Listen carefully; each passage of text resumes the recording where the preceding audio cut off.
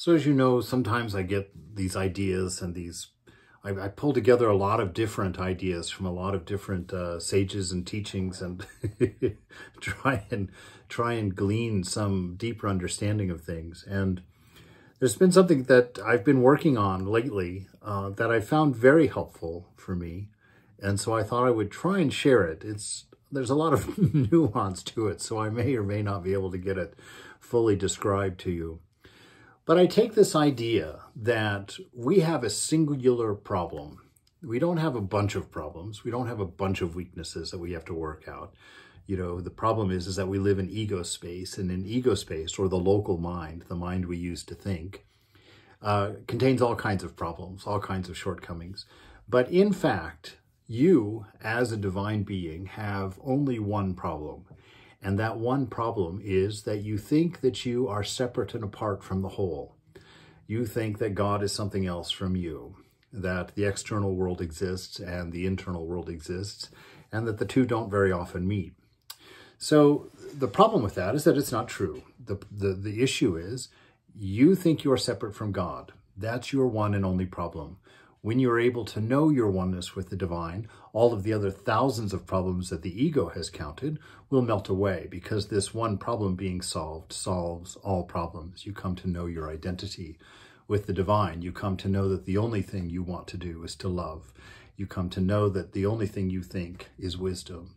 You come to know that the only thing about life is this moment, this being. And so what I've been trying to do, if you want to join in this fun, is instead of counting all of my shortcomings and trying to work on all of them, I try to keep the mind silent, just like Eckhart Tolle says, just like Sri Nisargadatta Maharaj says, just like Vivekananda has said, just like Holy Mother has said.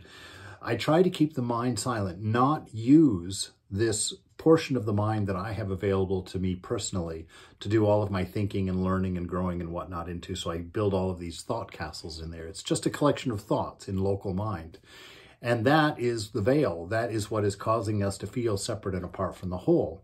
So it's not that we have to start thinking that we are the whole. It's not that we have to start imagining that we are one without a second. It's that we have to silence the mind, silence the ego. Those are equivalent. Silence them.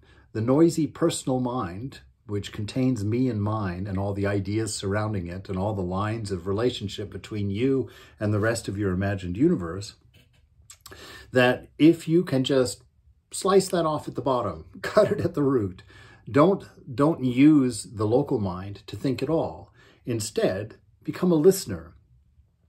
Be fully aware of the present moment. Be fully aware of the divine presence of God here and now, that everything is a manifestation of that one without a second. You don't have to think all of those things. What you have to do is not think at all. Okay, now a lot of people will misunderstand that as me just telling you to be stupid and don't think of anything. That's not the point. The point is you silence this local mind, and then you become aware of a much larger mind, the big mind, the reality. And it doesn't come to you in the form of thinking and relativity and thought castles and such. It comes spontaneously in the moment. The way that I read that it looks is by, I think it was a sage called Ili Chiara. He says that it's much like when you move your finger like this, you have no idea what you're doing. There's a million things happening between this finger and your thought of move that's happening. Divine knowledge is like that. You don't have to have the hows. You don't look up or reference divine knowledge. Divine knowledge is spontaneous and comes wholly in the moment as it's needed. And so this is divine knowledge, to be able to move your finger without having any idea how that's happening. That gives you an idea. So divine knowledge does not require any information retrieval. It doesn't require any relational lines between bits of objects and information in the mind. It's spontaneous and it's part of your nature.